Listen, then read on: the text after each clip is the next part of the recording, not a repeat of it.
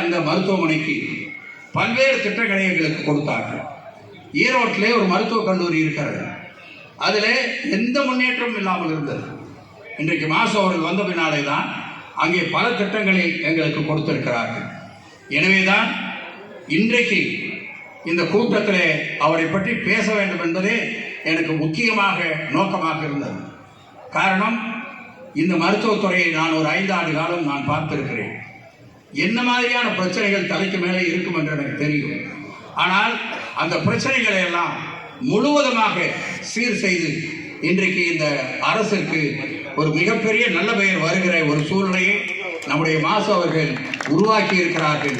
தளபதி அவர்கள் அதன் காரணத்தால் தான் அவர் மீது மிகுந்த நம்பிக்கையை வைத்திருக்கிறார் என்பதை நான் இந்த நேரத்தில் தெரிவித்துக் கொள்ள விரும்புகிறேன்.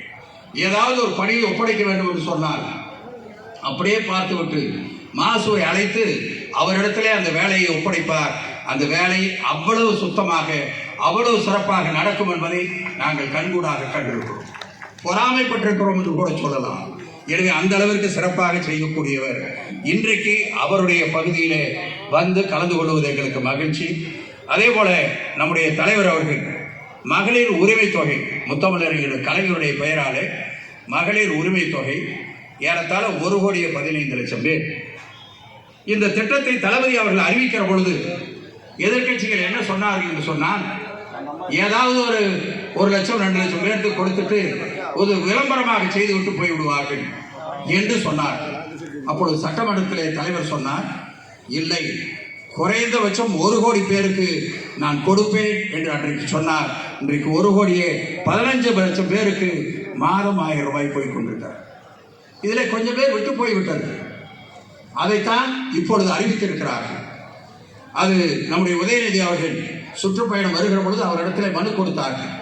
அப்பொழுது சொன்னார், நிச்சயமாக தலைவரிடத்தில் சொல்லி அவர்களுக்கும் கிடைக்கிற நிலையை நான் உருவாக்குவேன் என்று சொல்லிவிட்டு வந்தார். இன்றைக்கு தளபதி அவர்கள் அறிவித்திருக்கிறார்கள், விட்டு போன அத்தனை பேருக்கும் மீண்டும் பரிசீலித்து கொடுப்பதற்கான நடவடிக்கை எடுக்கப்படும் என்று சொன்னார். அதே போல மகளிருக்கு கட்டணமில்லாமல் பயணம், அதை பற்றி இங்கே பேசினார் மாசு அவர்கள். அத்தனை டீட்டெயில்ஸும் உங்களுக்கு சொல்லியிருக்காங்க. இது முதலிலே நம்முடைய அரசு ஏற்பட்ட உடனே தளபதி அவர்கள் கொண்டு வந்த திட்டம். அப்பொழுது அதிகாரிகள் சொல்லுகிறார்கள், டிரான்ஸ்போர்ட் கார்பரேஷனும் சரியா இல்லை, அரசாங்கத்துடைய நிதிநிலையும் சரியாக இல்லை, எனவே இந்த திட்டம் வந்தால் சமாளிப்பது மிக கடினம் என்று சொன்னார்கள்.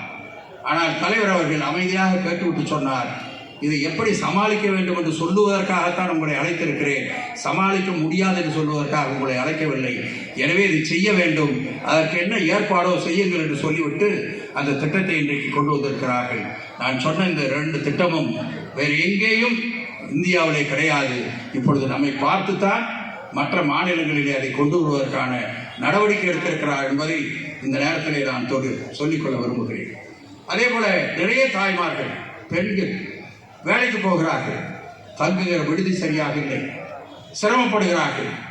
எனவே தோழியர் விடுதி என்று அமைக்க வேண்டும் என்று சொல்லி அதற்காக இன்றைக்கு கணிசமான தொகை ஒதுக்கி தோழியர் விதியை கட்டுவதற்கான ஏற்பாட்டை செய்திருக்கிறார்கள். காலை உணவு திட்டத்தை பற்றி சொன்னார்கள்.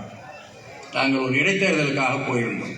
அந்த இடைத்தேர்தலுக்கு போன இடத்துல என்ன ஆச்சுன்னா, அந்த பெண்கள் காலையில் 6 மணிக்கு கிளம்பி போயிட்டு இருக்காங்க. நாங்கள் அவங்ககிட்ட அங்கே போய் நின்றுட்டு ஓட்டு கேட்டோம். அப்பொழுதுதான் தெரிந்தது இது எவ்வளவு பெரிய திட்டம்.